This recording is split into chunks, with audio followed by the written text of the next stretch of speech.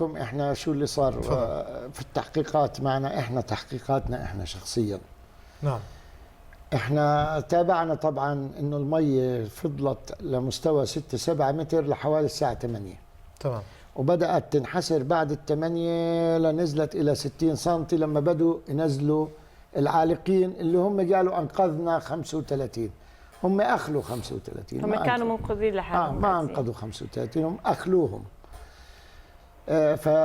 والمي ظلت على 60 سنتي، هي بالأصل شبر، ظلت على 60 سنتي لتاني يوم. فحبينا نراقب ونشوف، شفنا المنخفض اللي بعده والمنخفض اللي بعده والمنخفض اللي بعده اللي كانت أشد واستمرت أكثر من يوم وليلة. المي ما زادت عن شبر، ما زادت عن شبر. فصرنا ندور، بدنا نعرف شو المي اللي نزلت هاي. جبنا خبراء مياه ومهندسين وسألناهم إذا ممكن تحسبوا لنا كمية المي اللي نزلت في البحر الميت. وكلكم يمكن لاحظ إنه 3/4 البحر الميت أصبح طين. صح. هذا بيجيش حتى بمليون متر مكعب، ولا يمكن. حجم البحر الميت ضخم جدا عشان مليون متر مكعب تخليه كله طين. فأخذوا البيانات، يعني أخذوا بيانات الوادي وسعته وارتفاعه وسرعة المياه، حسبوها. فطلع معهم بالحد الأدنى 22 مليون متر ماء مكعب، وبالحد الأقصى فوق 30 مليون متر مكعب. لو هذا بده يجي من المطر كان إحنا أغنى دولة في الماء. والله. فصرنا نبحث وندور، بدنا نعرف هذه المي من وين إجت. نعم. وبعدين المي طلعت بسرعة، ولما انخفضت ببطء، دليل إنه في مصدر مياه انفتح وبعدين أقفل. فوصلنا إلى رواية وإن شاء الله نتأكد منها، لأنه المنطقة وعرة جدا، الدخول فيها مش سهل. وصلتنا الرواية من عدة جهات. في خط مياه حوالي 60 إنش من سد الوالئ من الهيدان يغذي منطقة مادبة وذيبان، فبمر من وادي الموجب ويقطع في طريقه على شعب من الروافد اللي بتغذي زرقاء معين.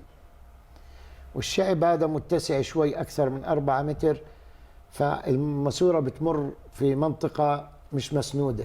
أوكي. فخافوا من يعني إنه الماسورة تنكسر، فعملوا لها دعامة إسمنتية في هذيك المنطقة. والرواية اللي وصلتنا إنه الدعامة الإسمنتية مع المطر والسيول انهارت وانفجرت الماسورة، وظلت المي تضخ ما بتطلع بالجاذبية. على ما عرفوا وانتبهوا إنه ليش هذا الروافد كلها بطلت تجيب مي، هذا الرافد بيجيب مي، فلقوا الماسورة المكسورة وتم إيقاف ضخ المي. بعدها بدأت المي تنزل شوي شوي، مش مية مطر. نعم. وهذه دخلت الآليات لإصلاحها واستمرت فيها 10 أيام حتى تم إصلاحها. احنا بالأول شكينا في خط الديسي، بس علمنا أنه خط الديسي ما بمر بالمنطقة. فقلنا لهم يا جماعة الآليات اللي دخلت تصلح، احنا كنا نسأل الأهالي على فكرة والمزارعين. نعم. اللي حافظين المنطقة بالشبر، فهم اللي أرشدونا إلى أنه في ماسورة انكسرت. بس هاي الماسورة جهة وادي الموجب، لكن بتمر في رافد من روافد وادي معين، فانكسرت وصار الرافد هذا يصب في الوادي على طول. وهذا اللي سبب انهيار السدين، قوة اندفاع المي، وكسر شلالات معين، وزاد الطين بل لتجميع المي في معين وفتحها الأولى. طب ليش ما حكوا كل هالحكي؟ يعني لو تم مصارحة أهالي ومصارحة الشعب، لأنه إحنا أولادنا هم كمان. نعم. ونحن هذه القصة مش قصة عائلة واحدة أو 21 عائلة، هي قصة وطن، هي فاجعة وطن. ليه ما عم بيحكوا هذه الأمور؟ ليه ما عم بيوضحوا هذه الأمور؟ هو إذا بدك الواقع، هو لم يتم أصلا انفستيجيشن، لم يتم بحث وتدقيق يشوفوا إيش اللي صار. هم بيعرفوا معلومات وطبطبوا عليها. أما إنه زي الدول اللي بتفهم وتخاف على أولادها وعلى شعبها، أي حادث بصير بيتم التحقيق فيه ويستمر شهور حتى ما يتكرر.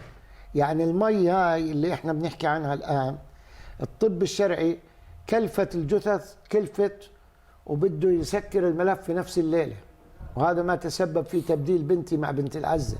صحيح. نعم. طيب وجدنا اللي استشهدوا رحمة الله عليهم الله يرحمه. دفنوا مباشرة. هلا وين لقينا الآثار تبعت الحادث؟ في المصابين. فلما دققنا فيهم حروق. حتى في إحدى الطفلات اللي استشهدت تالا الصالح جابت لنا صورتها أمها وهي بالكفن وجهها كله محروق. نعم. فوين الانفستيجيشن؟ هلا الطب الشرعي بدقق في الجثث اللي عنده. انتم كأدلة جنائية، كبحث جنائي، كمعمل جنائي، مفروض تاخذوا عينات من الملابس، تروحوا على الوادي تاخذوا عينات من المي ومن التربة، تشوفوا سبب الريحة النتنة اللي كانت ظلت عالقة في الأولاد لأسبوع وأسبوعين. ابن شو اسمه الجالودي تم غسيل معدة 4 مرات له ولا زالت الريحة بتطلع من بطنه. 4 مرات غسل العلي له قصدك؟ معدته. العلي. لا ابن الجالودي من المصابين اللي نجوا.